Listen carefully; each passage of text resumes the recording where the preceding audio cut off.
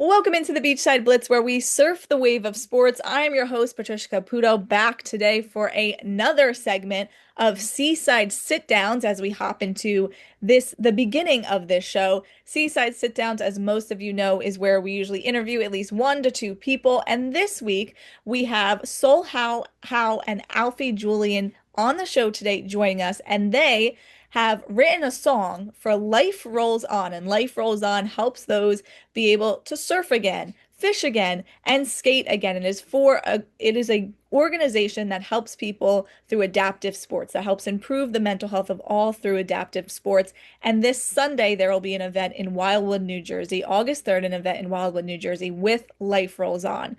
So thank you all both so much for joining me today. I really appreciate you taking time to speak with me.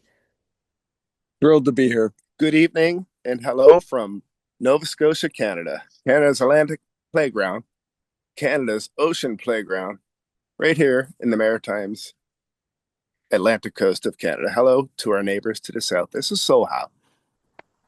I'm so happy you both are both here and joining me. And what was just said, we're in Canada kind of today, right? We're interviewing, we're doing an interview from Canada. Obviously, we're in Cape May, New Jersey, but Life Rolls On goes everywhere. It's not just in Wildwood, it's not just in Canada. So first off, before we hop into the song you all created, tell me what Life Rolls On means to you all and the impact it has had on you. It has had a deep influence in my life in particular. The individual that created the organization, Jesse Billhauer, had a spinal injury, and he was a professional surfer, and he created this. And my sister was born with a spinal injury, and she got to participate in all kinds of adaptive sport events. And to know that somebody has put so much energy and has created so much inspiration for individuals that are not able to do everything that everybody else does. I think that that's 100% huge. And the And turnout, these events up and down the everywhere, basically, but up and down the eastern seaboard, this event happens. And it happens in Melbourne, Australia. It happens under different organizational names, but it's all the same movement.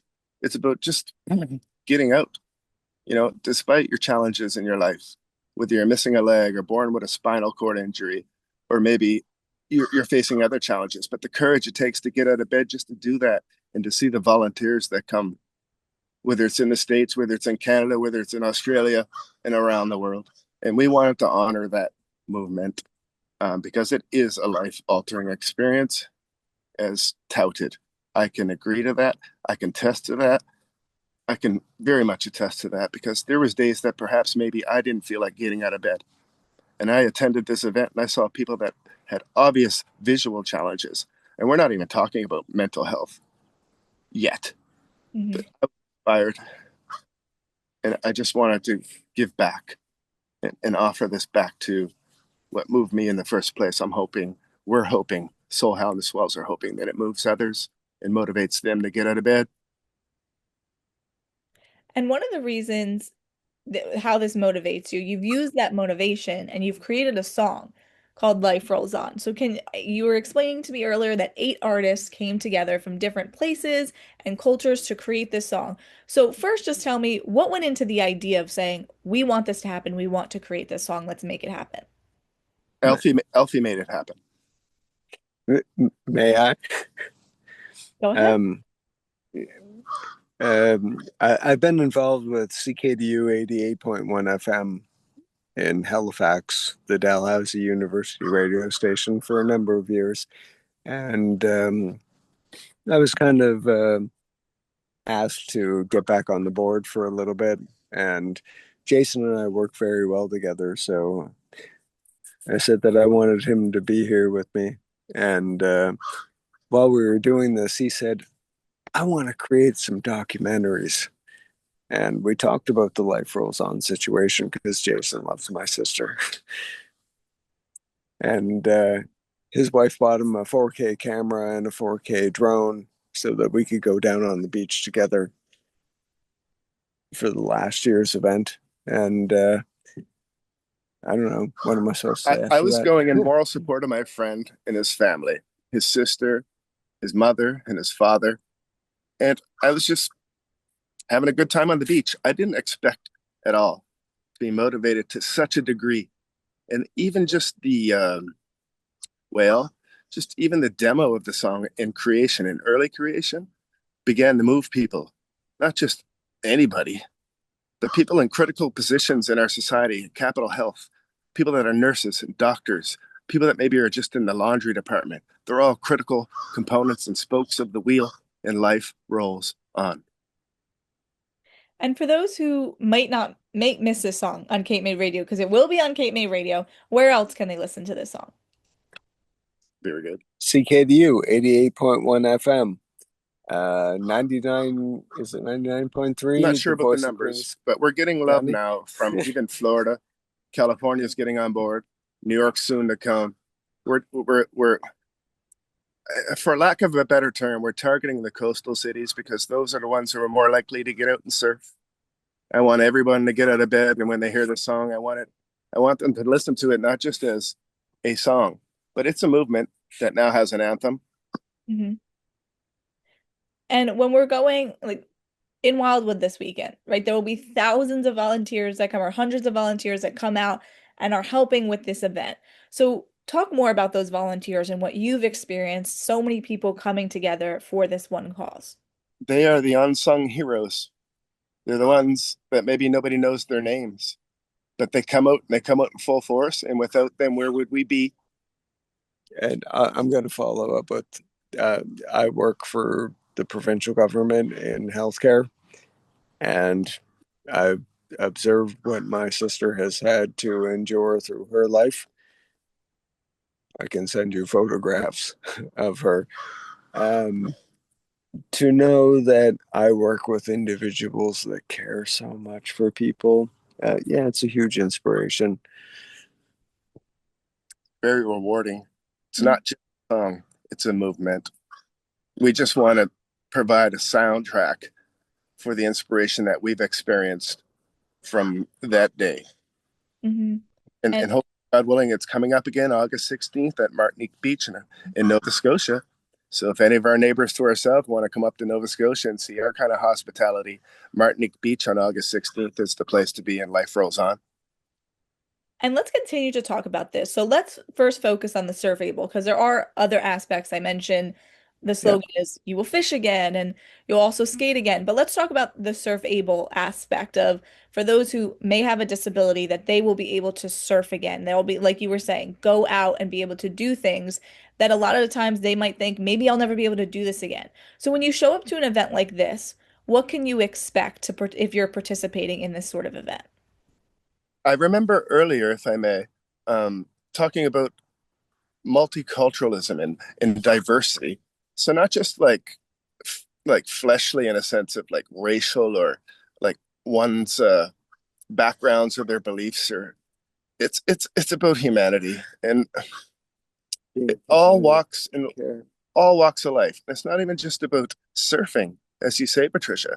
This is universal. Whether you're into basketball or doing backflips down a ramp in a wheelchair, like there's people that She's wondering what you can expect. doesn't just have people that just don't have disabilities, but people have disabilities, and we need to explore them. Whether you're into basketball, whatever the sport might be, but let's get out of bed, and Mhm. let's demonstrate our superpowers. We Mhm. all have. And Alfie, I'll ask you because you said about your sister and the struggles that she has went through and the struggles that she's had to overcome. So how has this helped her personally? How have you been able to see it personally, this Life Rolls On event change her life in a sense? When you know that you feel, when you know that you're valued, when you know that people respect you, when you know that people are there caring for you, somebody has rejoiced in your experience to have your little moment of joy this one day, and all of those people have shown up to see that happen in other people.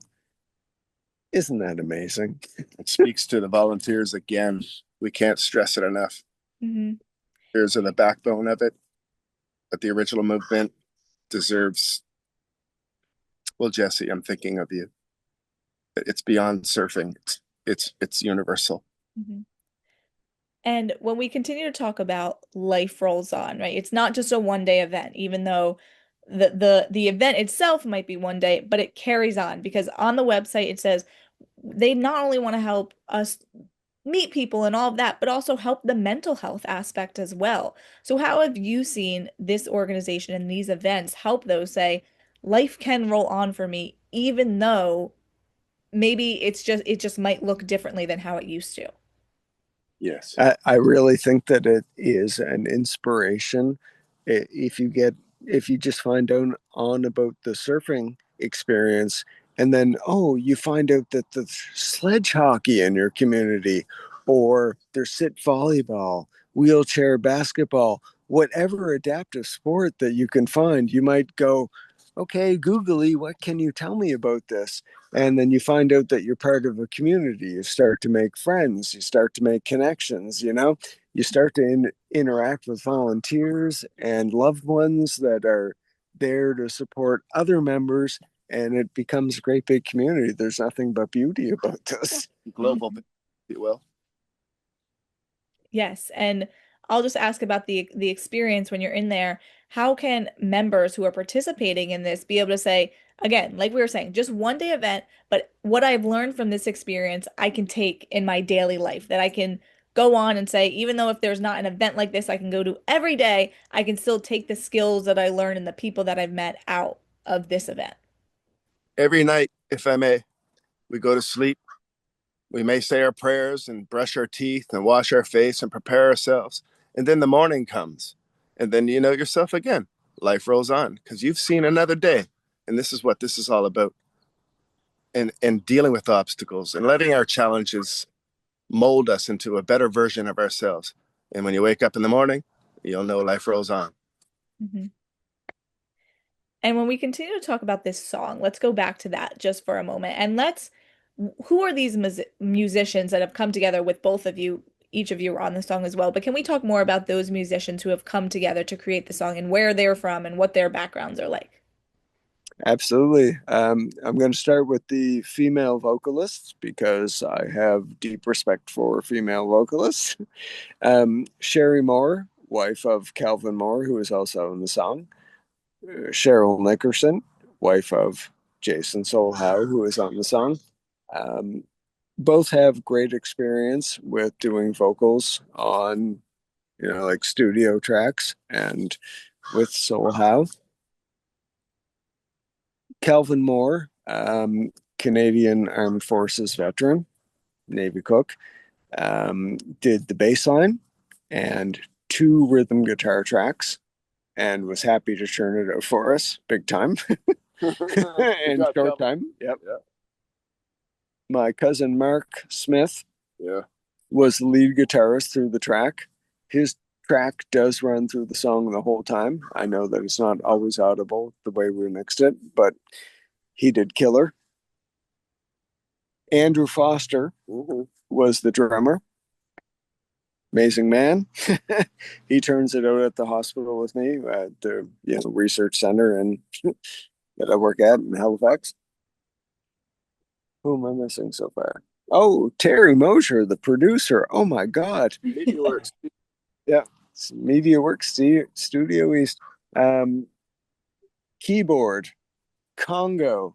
Got Andrew turned on to the tambourines and Yeah. So it's basically 8 of us in company representing Soul Howe and the Swells. And like we said in the past, like in terms of diversity, like we all come from different walks. I share a common bond with Mr. Kelvin Moore because we're both ex-Navy cooks and such. So the roots were there. It's just a matter of coordinating properly and bringing the right pieces into the fold in an effort to create this song. After my initial Life Rolls On experience at Martinique Beach, I went home that evening and I received a message from Alfie Julian saying, "Hey, do you want to write a song about it?" And I picked up my phone and I had to acknowledge back and I'm like, "Okay, bud, we'll do that." And I kind of initially discarded it because I wasn't in that performance zone. I wasn't in that recording zone. I was still having trouble getting out of bed. Some of us have wounds you can't see, but I attended that day. I went to sleep that night after receiving that message, and I couldn't sleep because all I could hear was ooh la la la la la la, and it wouldn't let me sleep. I knew I had the hook before I ever saw the morning, and when the morning came, I said, "Life rolls on." My brother wrote the verses very well. Hmm.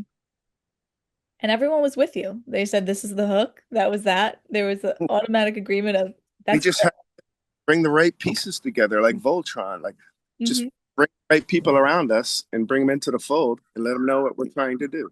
And we weren't trying to do it in a day. This is a year later, and now we got it. And we want to basically raise awareness for this movement. It's not about us pumping us. We just want to let you know the chemistry in our camp, especially when we talk to our neighbors to the south. Much love from Nova Scotia, Canada, Canada's ocean playground. And let's continue. So let's go back now to Surf Wildwood.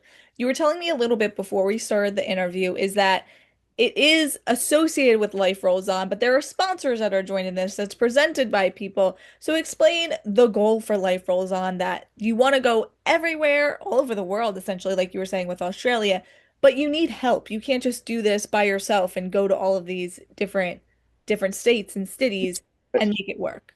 You're so right. They Life Rolls On does have a donation page on their website, and they do hold fundraisers as well. Hmm. And you can buy merchandise from them. Their hats are actually pretty awesome. They're Nike hats. They're a powder blue. And I know that, go ahead. Oh, and most of the participants get them when they show up at the events, which is really cool. There's something in giving, whether it's a donation to the original cause in these movements, our movements, not us, but the movements. Like, I don't know, maybe it's just $10 here or $5 here, or whatever. It all matters. But in the giving, there's a gift that I struggle to find the words to explain. Hmm. And for those who could attend this Sunday in Wildwood, New Jersey, it is presented by Jefferson Health and DeSatnick Real Estate. So they'll be out there. Those will be the presented, and Life Rolls On will be the organization, of course. And it starts early. 6 a.m. is what I'm seeing with setup time and registration when the volunteers are coming. So when you're a part of this event, how is that when even though it's early in the morning, maybe the sun's still coming up, but you know you're doing this for a better purpose, for something bigger than yourself? Yes. How much more could be better? You're in the sun, you're in the surf, your heart's on golden, your brain's on golden. It's just all love. Hmm. And Um, go ahead. well, in reference to all love, just to pick up where Alfie left off there, it's like, you're so right, Patricia. And in fact, my sister's name is Patricia, and I consider you my sister as well. Thank you. I Yeah. also, I, I'd also like to express that when it comes to the heart, I mean, I really want to highlight the volunteers and everybody that helps and the people that are responsible for coordinating because it's not easy. It's not like, oh, we're just going to do this tomorrow. They work on it a year in advance and everybody turns out and the love is amazing. But the effect of just witnessing when someone catches a wave and comes in, the look on their face, because I did it. I was knees deep with a 4K camera and I saw the look on their faces and I said, wow, they're beautiful. And they're also encouraging. They're saying that on the website, even if you're not volunteering or can't volunteer or participating, come and cheer them on. Come and cheer on in this event, this Surf Able event, the surfers, right? Come and support them. How have you seen that when you're in there with your 4K camera? Those who come in just to support, how have you seen them make a difference too? Well, I've seen it like this. I caught such beautiful footage that I'm sure that I might have caught some water damage and the camera might have been compromised. But the camera in my mind and the experience and the memories, oh, they're forever. And what I'll ask you about that is we live in a world where you can do anything you want, you can film anything you want. There are so many options, especially with like this. Like I can talk to somebody in Canada, no problem. We hop on a call. See you later. So what makes you every year say, I'm going out there and I'm filming this. I'm marking this on my calendar. This is what I want to do. I'm going out here to every event I can make it when it comes to Life Rolls On. Well, Patricia, the best way I think I can answer this is say, are you out there with your camera to serve yourself? Or are you out there with your camera capturing stuff to serve your community? And that's the difference. That's how I break it down. That's how I decipher who's who in the zoo. Are you out there capturing footage so you might benefit yourself on TikTok or whatever the case may be? Or are you out there to put service in for the family so they might have memories of a day gone by? Just like Patricia is doing. That's what you're doing, right? Yes, yeah, yeah. Yes. So And yeah, that, no, you're right. I wasn't sure if you had anything else to say with Zoom. Sometimes it gets, but yes, yeah, that's one of the reasons why I've loved being able to work with Cape May Radio because I get to interview so many local students and players and all of that where sometimes they don't necessarily get the attention that they deserve, but they're so that's needed in the community, and they that's just make a huge difference. that's huge. So can I follow up with something here? Please, yes. Maybe next year you'll follow up with Life Rolls On, make a connection with the board, and you'll have another story to do. And as you continue in your career, you might want to continue to have I don't know, I'm just suggesting it. Please. Easy, right? Yeah, no, it is. I mean, again, in this world where I just feel like we have everything is so accessible, we're just able to go out there. And again, I've filmed stories on my iPhone, right, for local stories, and just said, "Hey, I agree with everything you guys are saying because it is so important that in this day and age, it's so easy to get caught up in let's just make this TikTok because it will get the views." But instead, when you're able to go out there and you're able to do it for something that means more to somebody else, and Yeah, not maybe it does, like you were saying, it means more to yourself, but you're able to say, I'm doing this for a greater cause under a bigger umbrella, not so something much just yourselves. something bigger than us. Mhm. Before we wrap it up, the last thing I'll ask you all, since you've been to these events, for those who might maybe signed up this week and maybe are participating in Wildwood and are a little nervous, they don't know what to expect. What advice would you give them? Love. They're going to expect love, Do the ex- biggest love that they've ever expected. do expect a life-altering experience. Do engage. Do participate.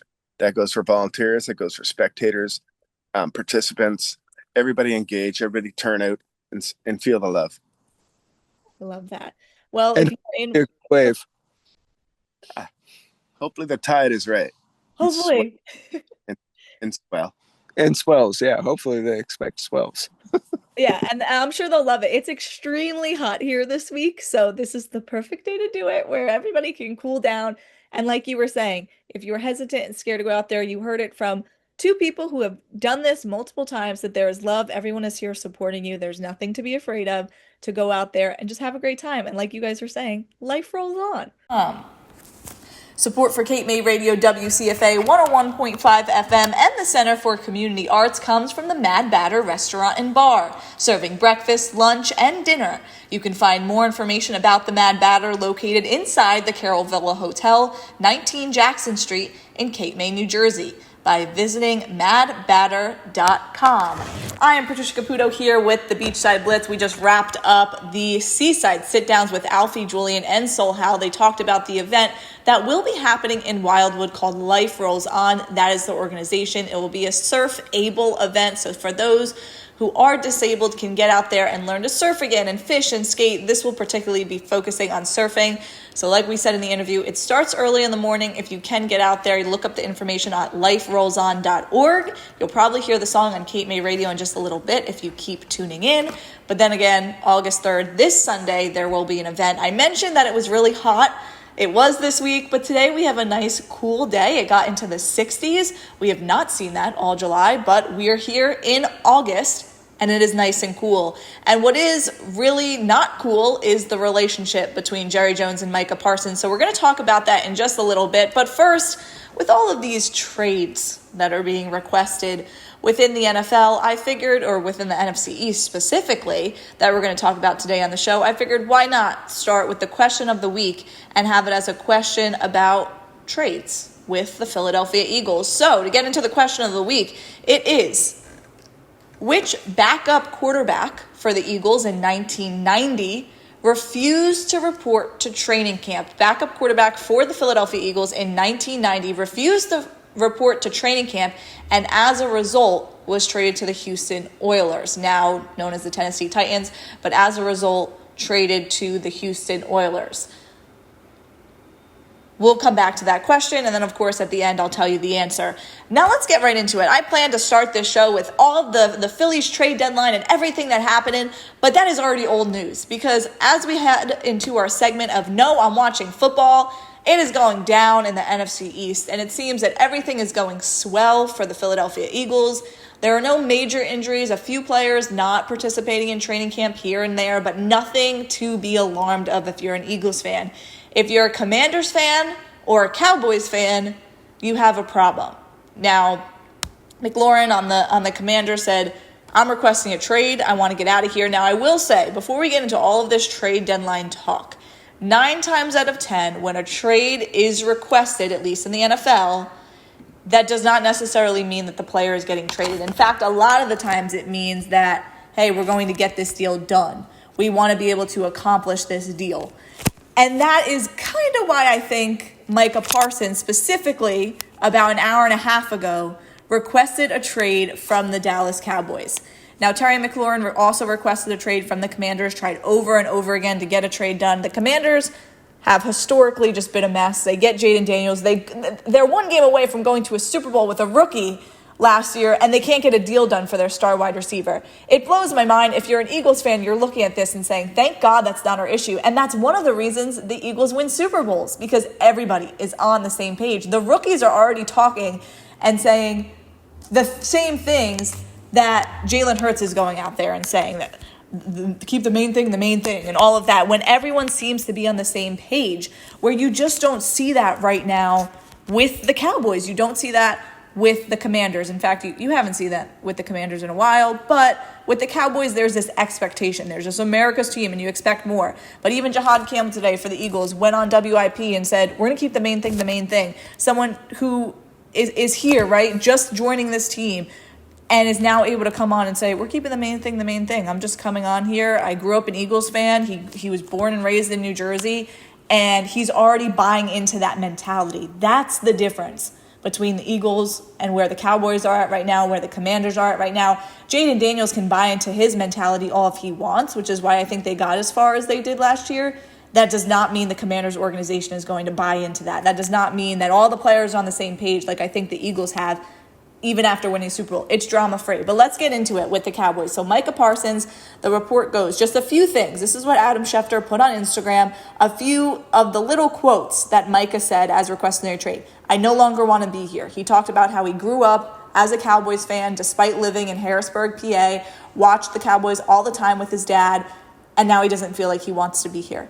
He says, I no longer want to be held to closed-door negotiations without my agent present. He also talked about that he and Mr. Jones, as he called him, went into a meeting together and was talking about the leadership aspect of the game, just leading this team to, at this point, a playoff game, because the Super Bowl is out of here. So let's just talk about a playoff game. And then he said that conversation led to talking about my contract when my agent wasn't present. So that's where that quote comes in, because he talks how Mr. Jones pulled him aside. My agent, when he's here, he did not think that was going to be a serious talk about contract negotiations. Then he said, I no longer want shots taken at me for getting injured while lying on the line for an organization, our fans, and my teammates. That was in reference to what Jerry Jones said just a few weeks ago, that he said, I don't really want to pay a player who missed 6 games. And for context, he was very wrong. Micah only missed 4 games. And then also took a shot at Dak Prescott, his starting quarterback, and said, well, we paid Dak all of that guaranteed money, and then he didn't play it all last season because he got hurt. Micah has a point there as well. And then Micah finished up saying, I have a tough decision. I no longer want to play for the Dallas Cowboys. My trade request has been submitted to Stephen Jones personally. Of course, now Stephen is Jerry Jones' son, who handles a lot of the business end of the Cowboys. Micah is going out there and speaking his truth. He said he tried to stay silent. And all of this comes after I woke up this morning. I took a little scroll on TikTok, and Micah Parsons is on my For You page. And truthfully, it was one of the things that you think, oh, a 15-year-old kid sat in his basement and made this in the middle of the night because he's a huge Micah Parsons fan. But no, it was actually Micah Parsons. There's a whole trend on TikTok, I'll call you back, my plug is calling. It's really in reference to Micah said, who's paying him, right? That was the plug in his mind of Jerry Jones. And it's this video of Micah Parsons just standing there training. And then he flips to a video of him and Jerry Jones shaking hands. And then the caption is, I wish my plug was calling. Kind of funny, a joke. At the same time, if I'm an agent, I'm like, nothing bad, but you're like, what are you saying? What are you doing? But he said, I wish Jerry Jones was calling. And that is kind of the beauty of social media, because as fans, we're seeing this from a whole new perspective. We're not seeing an agent talking and a player being upset and just saying it through a press conference. We're seeing them go on social media and say, hey, I wish Jerry Jones was calling. I wish we can get something done. I'm the best in the league. I've waited this long. Now you're going to need to give more money. And Jerry just doesn't care. And those shots taken at Micah Parsons and Dak Prescott, this team's a disaster. And it only makes the Eagles look better because they have nothing to worry about. The Commanders can't get it together. They're not willing to pay their top wide receiver like the Eagles are. A.J. Brown isn't sitting there and complaining. He's getting paid. Devontae Smith. Obviously, Jalen Hurts. Like, you could go on and on that right now there is no player holding out. There is no player even thinking about holding out. There is no Micah Parsons situation. And that's why one team has a new Super Bowl ring and the other one hasn't won one in 25 years. And why the Commanders never win, to be quite frank. Because you have to pay your players, and it's only going to get worse. It's only going to be more money as it goes. If you paid Micah Parsons months ago, Micah Parsons in that statement even said he wanted to get the deal done early. He didn't even care about making as much money as he's going to have to make now because guys like TJ Watt were paid. He just wanted to be a Cowboy for life. And that, for me, when I'm looking at all of this, that's the difference maker. When you have someone who wants to play for your organization. And when I listen to Eagles press conferences, there's not one guy that I say, I'm not sure if he wants to play there. He doesn't really seem like he wants to play there. I see everyone on the same page saying the same exact things, almost verbatim. We don't care about the Super Bowl last year. That was great. We're over that. We're moving on. We're keeping the main thing, buying into that mentality. Whereas with the Cowboys, how can you buy into a mentality when your owner is taking jabs at both offense and defensive, your best players, you could say, both offensively and defensively, considering Dak is supposed to be leading this team and Micah on the other side of things, and then you're not getting paid. You're not holding out when you're Micah Parsons. I mean, you had Terry McLaurin holding in with the Commanders, so he didn't get fined. I'm sure Micah was in that situation that he didn't want to get fined, so he's showing up, and you can say that's great. But any fan who is out there saying he's a baby and he's doing this, I don't like seeing Micah Parsons go on his podcast and say everything he does every week like he did last season and the Cowboys don't win. I don't like that. I'm like, you talk when you win. That's the thing. That's what makes Deion Sanders so great. That's what makes Terrell Owens so great, because they have this winning mentality. They're able to beat their man.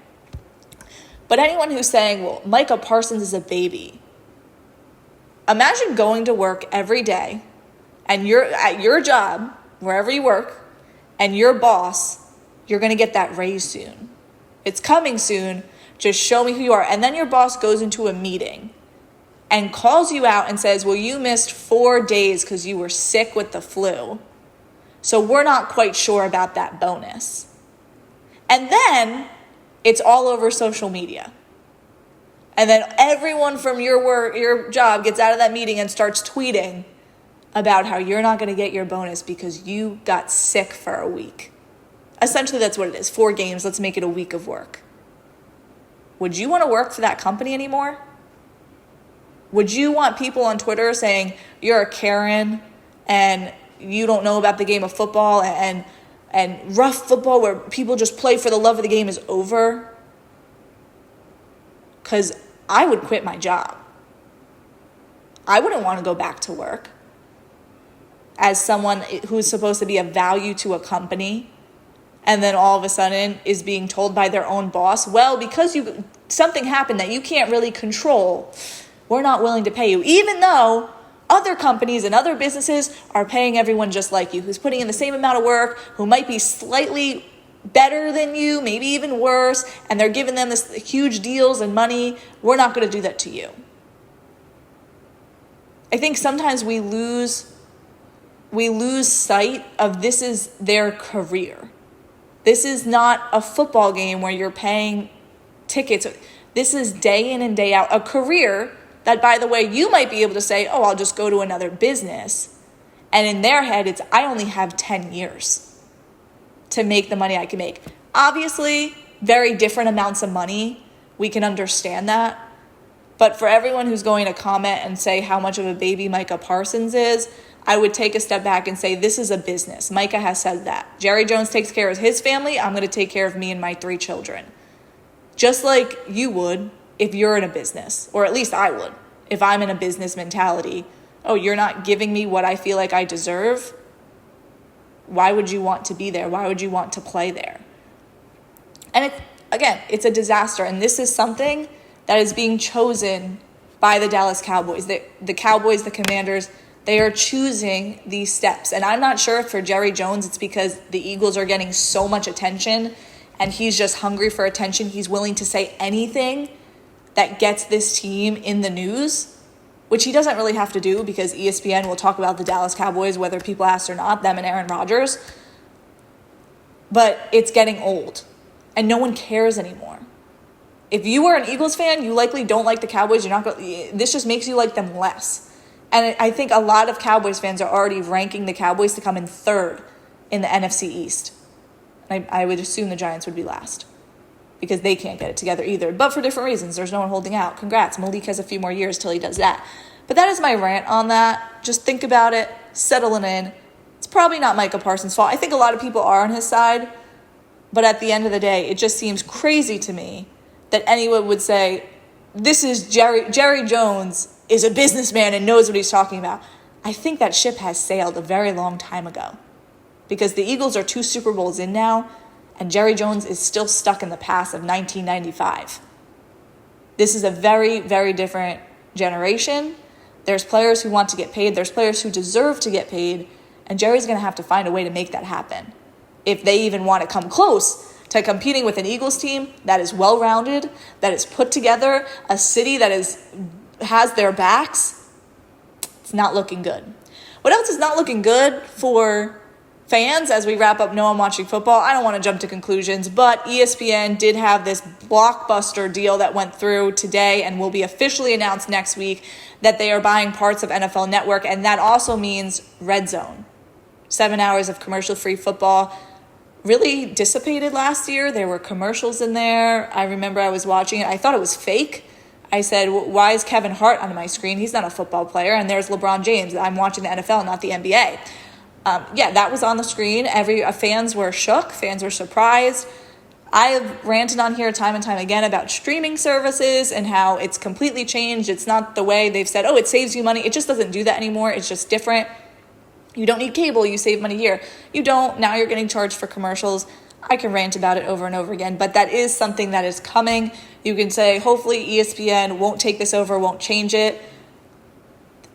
We can hope that at the end of the day, coming from a standpoint where we've seen ESPN buy things and them just change, I have a hard time believing that in the next few years, I don't think maybe this season because they're going to try to want to keep people and bring people together with Red Zone and have it be what it is. In the next few years, I see Red Zone drastically changing. It likely won't be the same. There was a possibility that Scott Hansen doesn't come back this year. Then he decided to come back. And now it's, well, that makes sense because you need some familiarity. And the face of that is Scott Hansen and the 7 hours commercial-free football. And what better way to have Scott Hansen get bullied online every single year when they decide, or every single week when they decide to change things and throw in more commercials and all this and ads, and then having a guy who's been there year in and year out and can face that, right? Because he's getting paid to do it.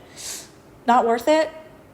Good luck, Scott Hansen. Wishing you the best this season. Again, not saying ESPN has not come out and said they're going to change anything, but it is something in the next week we'll know more of just how much ESPN paid to take over Red Zone, to take over NFL Network.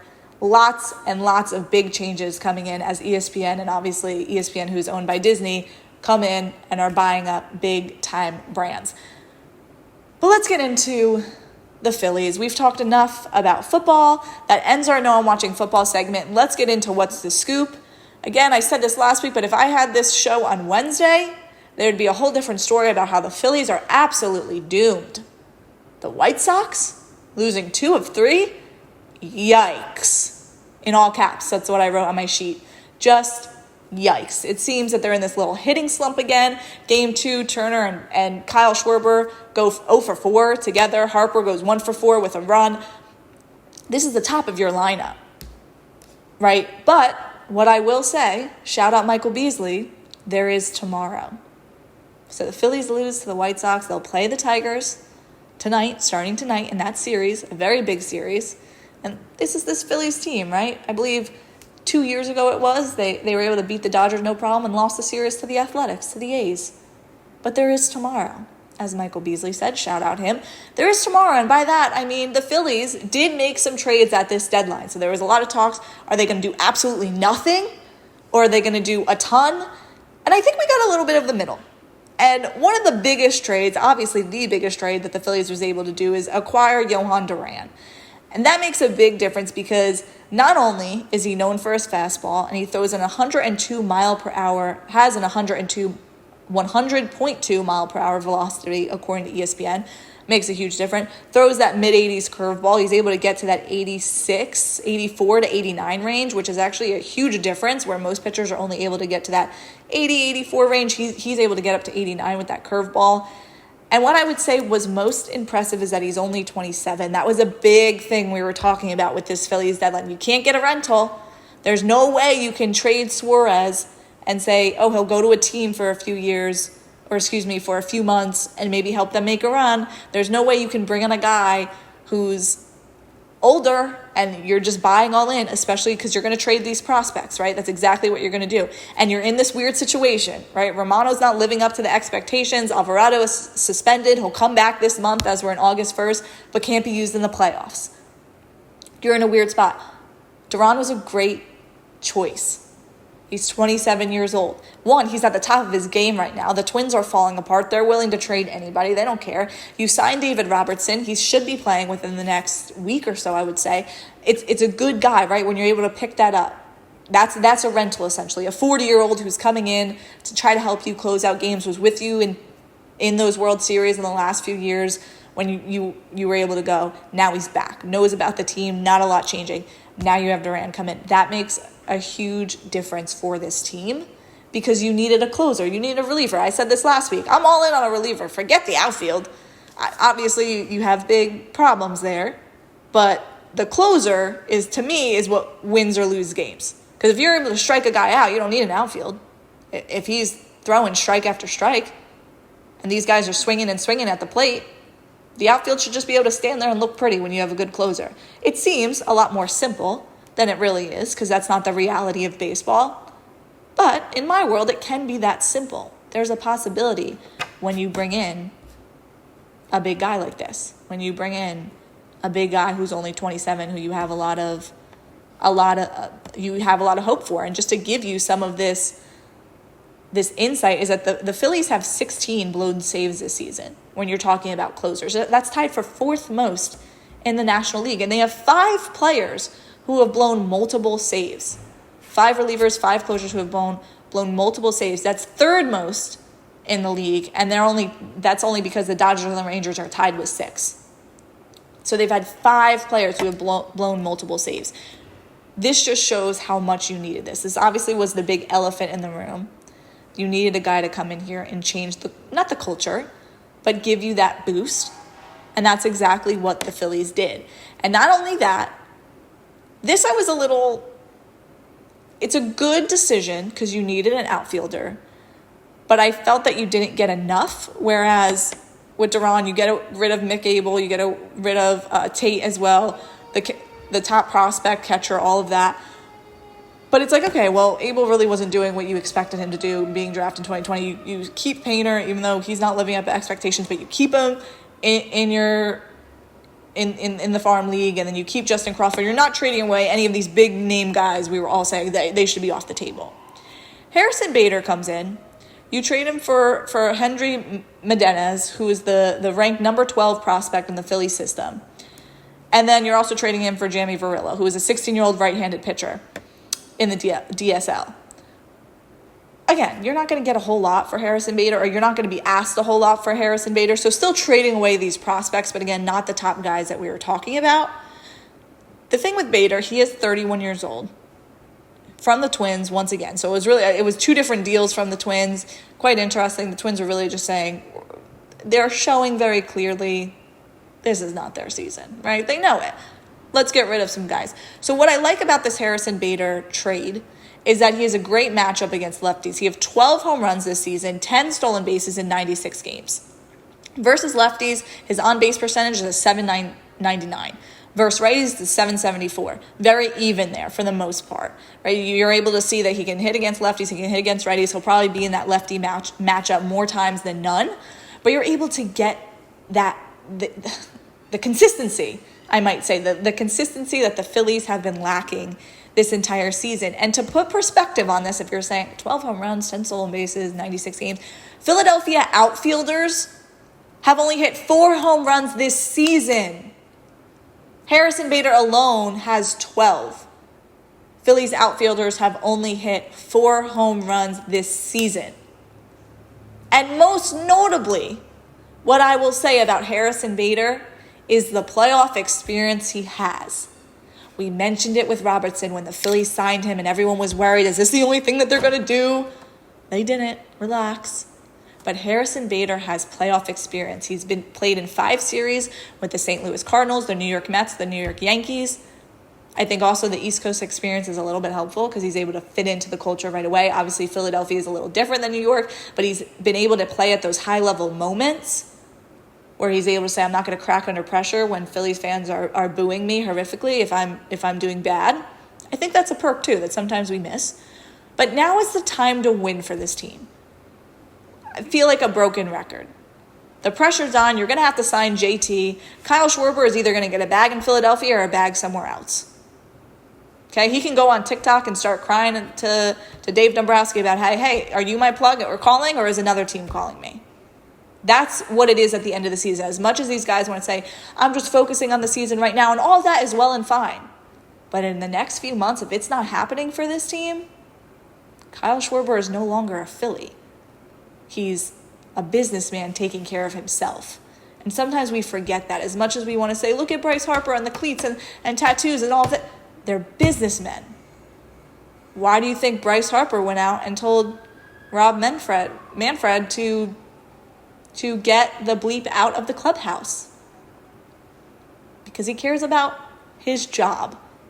And we could talk about that too for a little bit as I'll wrap this up. Just win now, right? You don't have to pay JT just yet. You don't have to pay Kyle.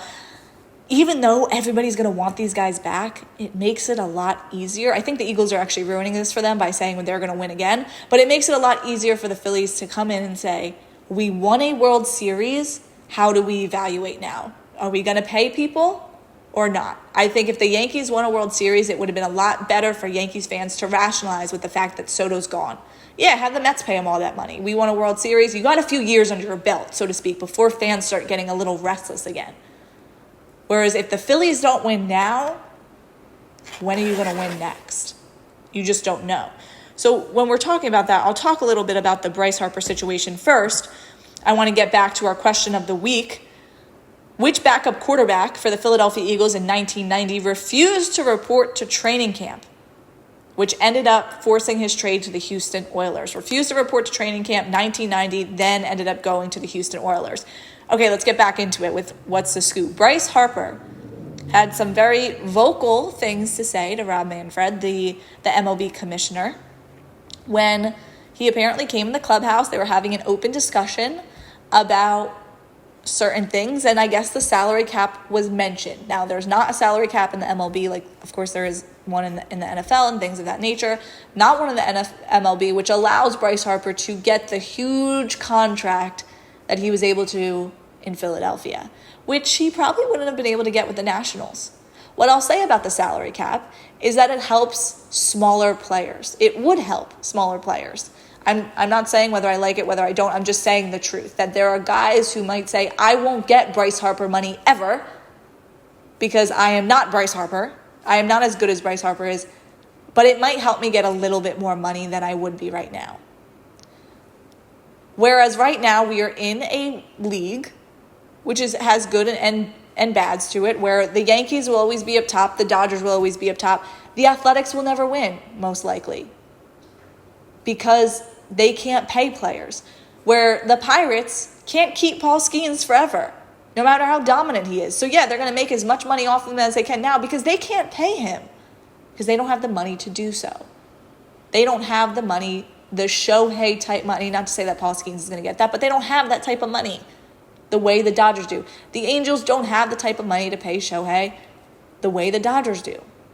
The Juan Soto type of money, the Athletics could never pay, or the Nationals is a great idea, who Soto won a World Series with, can't pay the way the Mets and the Yankees can pay Soto. It's almost unfair, some may say. Others may say that's the way life rolls. Where Bryce Harper didn't like it, and I would have loved to be a fly on that wall. Because what was reported is that Bryce Harper was out there with a baseball bat in hand and said, "Get out of our clubhouse if you're going to talk like this." Apparently, Nick Castellanos tried to calm it down and just said, "I have more questions." And that would have been even funnier to me, just watching, maybe as I'm sitting in the clubhouse, if I'm another player, and just saying, this guy is trying to calm down Bryce Harper. Maybe your first mistake. Second mistake is, what is Bryce doing? But this is who Bryce Harper is. No one's shocked. If this was coming from maybe a Kyle Schwarber, we might say, whoa, what? But Bryce Harper has been in the limelight since he was 16. So I must say, a lot of people didn't like it. A lot of people did. That kind of brings me into my next social scoreboard. Bryce Harper holding this bat to Manfred saying, "Get the bleep out of our clubhouse," as he's talking about the salary cap. And Nick Castellanos, like I was saying, tries to clear the air. Hey, I have a few more questions. Let's relax. You're cutting the tension like a knife. No one has denied it, which makes this story even better. MLB and its commissioner have not talked about it. Rob Manfred has not said anything about it to confirm nor deny. Bryce Harper was asked about it and just said, yeah, things got heated. We shook hands after, everything was all good. But I'm vocal. Castellanos was asked about it and just said, I had more questions, but they were all good. It ended up being just a very formal conversation. We called it a day. This happens a lot, where the MLB and commissioners will come into the clubhouse of every team and just talk to them about certain things. Obviously not every day where a player gets cursed out or a player curses out a commissioner, but no one was sitting there like, oh, this isn't true. Like, everyone was kind of just like, look, things happen. We're cool now. Well, let's get into it with social scoreboards. We're going to take the best 3 comments on social media from this whole situation that apparently is all good and fine now, but we'll see. Okay, coming in at number 3, Edward Rivero says Harper should worry about winning a championship. I talked about it. Phillies better win now because it's going to get restless. Fans are getting restless. Now's the time to win. Harper should worry about winning a championship. He has enough money, according to Edward. Coming in at number 2, Cornered Citizen says, this should help the Phillies' karma going into next season. That is a big topic of discussion. We can probably give 20 minutes to if we want it. Where do the Phillies lie? If it's a hard call, is it a strike? Is it a ball? Or all of a sudden the ump's going to say, I see a ball there. This has happened before. Now, granted, with the robots taking over in a few years, maybe this won't. But right now, this is the MLB's reality. And Cornered Citizen is saying this should help the Phillies' karma going into next season. What about this season? Is there a possibility, not to jump to conclusions, but is there a possibility when there's a tight call, is that going in the direction of the other team? Because, hey, Bryce Harper is not really respecting the MLB. Just putting it out there. Anyway, coming in at number 1, JV Boozer says, I'm going to keep it PG. Put his dupa, if you look that up in Poland, what it means in Polish, you'll understand. Put his dupa on the Rays for a few years and see what he says. Yeah, that's kind of what we were talking about before. If Bryce Harper was all of a sudden still in the Nationals, would he think differently about the salary cap? Again, it's Bryce Harper, so that's like saying, well, does Aaron Judge care about a salary cap? Yeah, he probably wouldn't want it. He's Aaron Judge. But does another guy, like Sosa, care about a salary cap? Yohan Rojas care about a salary cap? Yeah, they might be silently sitting in that clubhouse saying, yeah, a salary cap might be able to help me out. Not to say that this is going to cause tension or anything in the clubhouse. Clearly it got out somehow. We're not exactly sure how it got out, but it did. We don't know if it was a player, if it was someone else. but could be some tension. All right, as we wrap up the show, we're going to quickly do Throwback Thrills before we get into our question of the week. Throwback Thrills this day on August 1st in 1918. Pittsburgh and the Boston Braves play an MLB record of 20 scoreless innings. 20 scoreless innings. And the Pirates win 2-0 in the 21st inning. Imagine that. The MLB could never today with all the new rules. Imagine a ghost running in that game. Anyway, in 1963, Arthur Ashe becomes the first African-American tennis player to be named to the U.S. Davis Cup team in 1963. And then in 1976, the Seattle Seahawks take the field for the first time in a preseason game versus the San Francisco 49ers at the newly constructed Kingdom Dome in Seattle. Seahawks won Super Bowls before the Dallas Cowboys in the last 25 years. They became a team in 1976. Anyway, moving on.